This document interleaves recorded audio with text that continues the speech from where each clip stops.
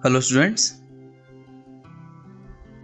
आज हम क्लास 12 का चैप्टर नंबर 4 पढ़ेंगे, डैट इज़ रिटायरमेंट और डेथ ऑफ अ पार्टनर। इसका पार्ट 10 है। रिमेनिंग पार्ट के लिंक्स डिस्क्रिप्शन में गिवन है, आप वहाँ जाकर के देख सकते हैं। प्रीवियस वीडियोस में हमारा टॉपिक चल रहा था एडजस्टमेंट ऑफ कैपिटल अकाउंट, जिसमें हमने अज्यूम किया था कि हमारे old partners A, B and C होंगे, रिटायरिंग पार्टनर सी होगा एंड न्यू पार्टनर हमारे ए एंड बी होंगे।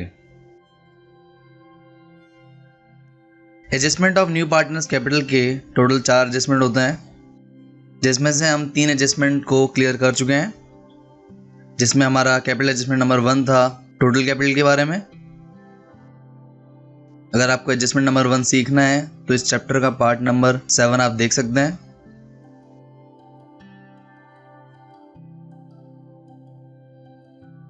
देन हमने कैपिटल एडजस्टमेंट नंबर 2 को एक्सप्लेन किया था, जिसमें रिमेनिंग पार्टनर्स अपनी कैपिटल को न्यू रेशियो में एडजस्ट करते हैं।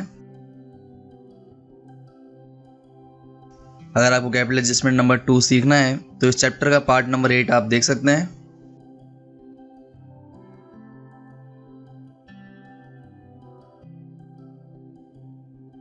देन हमने कैपिटल एडजस्टमेंट नंबर 3 क्लियर किया था, जिसके अंदर रिमेनिंग पार्टनर्स अपनी कैपिटल को न्यू रेशियो में एडजस्ट भी करते हैं और साथ साथ जो पार्टनर रिटायर हो रहा है उसको पूरा अमाउंट पे भी करते हैं। अगर आपको कैपिटल एडजस्टमेंट नंबर 3 सीखना है तो इस चैप्टर का पार्ट नंबर 9 आप देख सकते हैं। इस वीडियो में आज हम कैपिटल एडजस्टमेंट नंबर 4 सीखेंगे, विच इज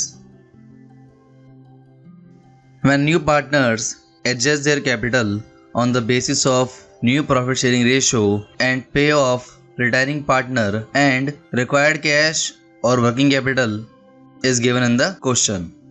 इस केस में अगर न्यू पार्टनर्स अपनी कैपिटल को न्यू रेशियो में एडजस्ट कर रहे हैं, रिटायरिंग पार्टनर को सारा अमाउंट पे भी कर रहे हैं और आपको कुछ रिक्वायर्ड कैश क्वेश्चन में गिवन भी है। अगर ये तीनों केसेस आपके क्वेश्चन में गिवन है तो सबसे पहले आप adjusted capital of all partners calculate करेंगे, देन उसमें ऐड करेंगे रिक्वायर्ड कैश एंड लेस करेंगे कैश ऑफ बैलेंस शीट। इसको सॉल्व करने पर जो आपका अमाउंट आएगा उससे आप न्यू पार्टनर्स में डिस्ट्रीब्यूट करेंगे, उनके न्यू रेशियो में। डिस्ट्रीब्यूट करने के बाद जो अमाउंट आएगा वो आपका क्लोजिंग कैपिटल होता है, जिसे आप टू बैलेंस सी डी लिखते हैं पार्टनर्स कैपिटल के पार्ट 2 में। देन आप दोनों साइड्स को इक्वल करेंगे। अगर पार्टनर्स कैपिटल की debit and credit side equal नहीं है, कोई सरप्लस या डेफिसिट है, तो उसे आप इक्वल करने के लिए कैश या करंट अकाउंट का यूज़ करेंगे। अगर क्वेश्चन में कुछ गिवन नहीं होगा तो आप कैश अकाउंट का यूज़ करेंगे, ये आपका अजम्पशन होता है। इस एडजस्टमेंट को सीखने के लिए हम क्वेश्चन देखते हैं। ये क्वेश्चन नंबर 10 है। A, B and C are partners sharing profits and losses in proportion of 3:2:1 respectively. Their balance sheet is stood as under. आपको बैलेंस शीट में ये सारी इन्फॉर्मेशन गिवन है। On that date C retired and the following arrangements were agreed upon. C के retirement के बाद ये सारे एडजस्टमेंट लिए गए, जिसमें इंपॉर्टेंट एडजस्टमेंट है D, A and B to bring in cash to pay C in cash and their capital to remain in profit sharing ratio, leaving 6200 as bank balance. Prepare revaluation account, capital account of the partners and the balance sheet after retirement of C. Adjustment number D कहता है कि ए and B C को सारा amount पे करेंगे, अपनी capital को ratio में एडजस्ट करेंगे और बैंक में 6200 का बैलेंस लेफ्ट करेंगे। मतलब मिनिमम आपको 6200 बैलेंस बैंक में मेंटेन करना है। इन तीनों केसेस में आपका कैपिटल एडजस्टमेंट नंबर 4 लगेगा। सबसे पहले हम रिवैल्यूएशन अकाउंट प्रिपेयर करते हैं। सोल्यूशन में सबसे पहले हम रिवैल्यूएशन अकाउंट का फॉर्मेट बनाएंगे। फॉर्मेट बनाने के बाद आप सबसे पहले एडजस्टमेंट नंबर बी को सॉल्व करेंगे, जिसमें बिल्डिंग की वैल्यू रिवाइज की गई है 1 लाख पर। ओल्ड बैलेंस शीट में बिल्डिंग की वैल्यू 80,000 थी, यानी आपकी बिल्डिंग की वैल्यू 20,000 से इंक्रीज हो गई है।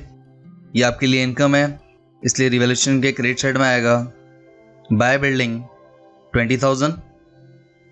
देन नेक्स्ट, प्लांट की करंट वैल्यू 31,000 है, पहले 40,000 थी। प्लांट 9000 से डिक्रीज़ हुआ है, इसलिए आप डेबिट साइड में लिखेंगे to plant account 9000। Then next furniture है आपका 6800 का। पहले वैल्यू थी फर्नीचर की 8000, फर्नीचर की वैल्यू डिक्रीज़ हुई है 1200 से, इसलिए रिवैल्यूएशन के डेबिट साइड में आएगा टू फर्नीचर 1200। देन नेक्स्ट आपको प्रोविज़न क्रिएट करना है 3000 का। ओल्ड बैलेंस शीट में कोई भी प्रोविज़न नहीं है, इसलिए 3000 का पूरा प्रोविज़न बनेगा जो आपके लिए लॉस है। आप डेबिट साइड में लिखेंगे to provision for bad debts 3000। Then next adjustment number C, creditors में एक लायबिलिटी इंक्लूड है जो 8000 की थी और उसे आपको सिर्फ 7000 पे करना है। इस केस में आपकी लायबिलिटी 1000 से डिक्रीज हो गई है, ये आपके लिए प्रॉफिट होता है, इसलिए आप इसे रिवैल्यूएशन के क्रेडिट साइड में लिखेंगे बाय क्रेडिटर्स 1000।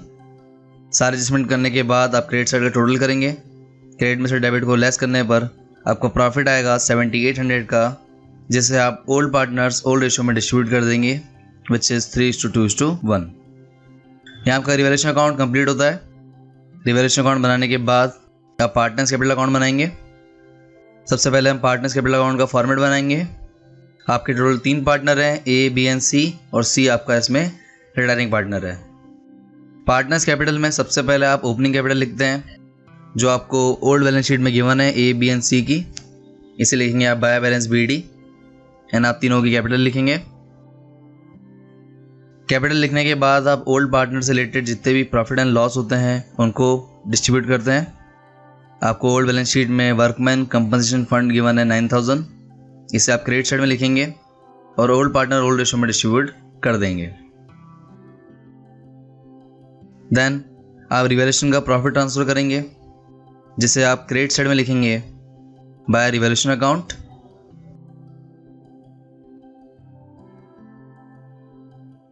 देन आप एडजस्टमेंट नंबर ए को सॉल्व करेंगे जो गुडविल है। गुडविल का ट्रीटमेंट हम पार्ट नंबर 2 में सीख चुके हैं। अगर आपको गुडविल का ट्रीटमेंट सीखना है तो आप इस चैप्टर का पार्ट नंबर 2 देख सकते हैं। यहाँ मैं डायरेक्ट सॉल्यूशन लिख रहा हूँ। क्रेडिट साइड में लिखेंगे आप बाय एज कैपिटल, अमाउंट आएगा सी के कॉलम में 4800, and by B's capital amount आएगा सी के कॉलम में 3200। देन आप सी के अकॉर्डिंग पोस्टिंग करेंगे। डेबिट साइड में लिखेंगे आप टू सीज कैपिटल और अमाउंट आएगा ए एंड बी के कॉलम में। देन एडजस्टमेंट सॉल्व करने के बाद आप तीनों पार्टनर्स का क्लोजिंग बैलेंस निकालेंगे, जिसे आप टू बैलेंस CD कहते हैं, जिसमें ए का अमाउंट आएगा 63,600, बी का अमाउंट आएगा 52,400 एंड सी का अमाउंट आएगा 50,800। यहाँ आपको ध्यान रखना है, अगर आप एडजस्टमेंट नंबर 4 सॉल्व कर रहे हैं तो आपको रिटायरिंग पार्टनर का भी क्लोजिंग बैलेंस निकालना है। देन नेक्स्ट अब हम सॉल्व करेंगे एडजस्टमेंट नंबर D, जिसमें आप कैपिटल एडजस्टमेंट को सॉल्व करेंगे। सबसे पहले हम वर्किंग नोट बनाएंगे। Working note number 1 adjustment of capital account, जिसमें स्टेप नंबर 1 है adjusted capital of all partners plus required cash minus cash of balance sheet. First part में जो आपने टू बैलेंस CD निकाला था उसी को आप adjusted capital of all partners कहते हैं। इन तीनों का आप सम करेंगे। इन तीनों का सम करने के बाद आप इसमें ऐड करेंगे रिक्वायर्ड कैश जो आपको क्वेश्चन में गिवन है 6200, एंड लेस करेंगे कैश ऑफ बैलेंस शीट जो आपको ओल्ड बैलेंस शीट में गिवन है 3000। फर्स्ट स्टेप को सॉल्व करने के बाद आपका टोटल आएगा 1,70,000। देन स्टेप नंबर 2 आप इस अमाउंट को डिस्ट्रीब्यूट करेंगे रिमेनिंग पार्टनर्स में उनके न्यू रेशियो में। यहाँ के रिमेनिंग पार्टनर्स हैं ए एंड बी, जिनका रेशियो है 3:2। सबसे पहले ए का निकालेंगे 1,70,000 मल्टीप्लाई बाय 3/5, जिससे अमाउंट आएगा 1,02,000। सेम ऐसे ही आप बी का अमाउंट निकालेंगे।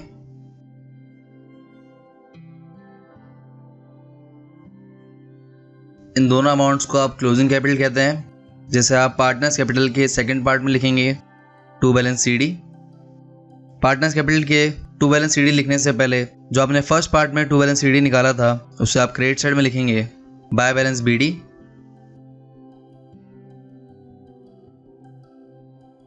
बाय बैलेंस BD निकालने के बाद आप न्यू कैपिटल लिखेंगे डेबिट साइड में to balance CD A and B के कॉलम में।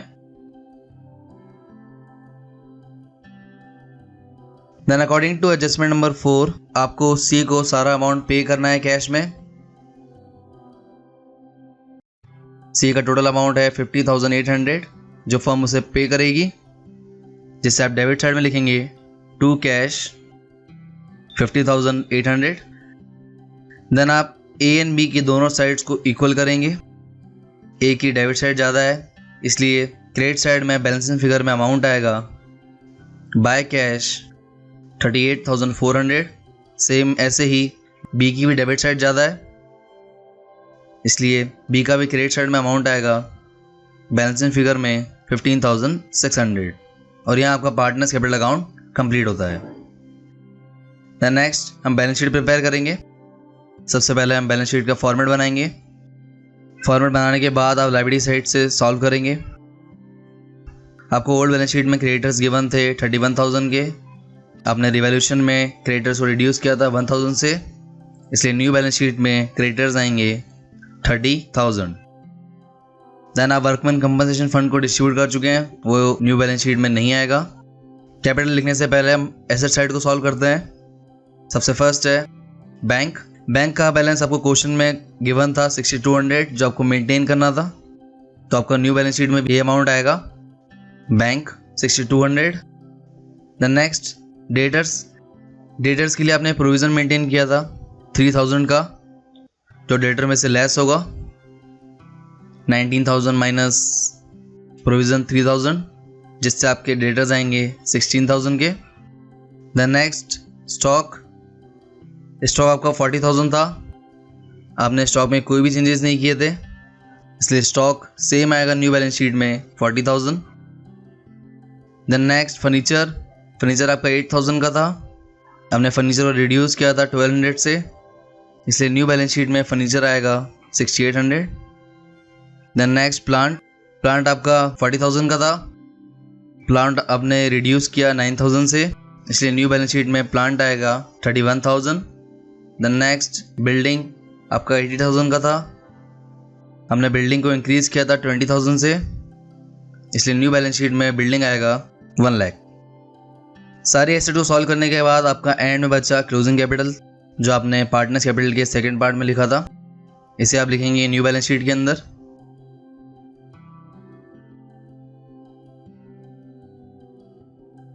न्यू बैलेंस शीट में लिखने के बाद आप दोनों साइड्स का टोटल करेंगे। यहाँ आपके दोनों साइड्स का टोटल इक्वल आ रहा है, इसका मतलब आपकी बैलेंस शीट बिल्कुल सही है और यहाँ आपका क्वेश्चन कंप्लीट होता है। So thank you guys for watching this video. अगर आपको ये वीडियो अच्छा लगे तो लाइक कीजिए। For more video subscribe my channel success heat.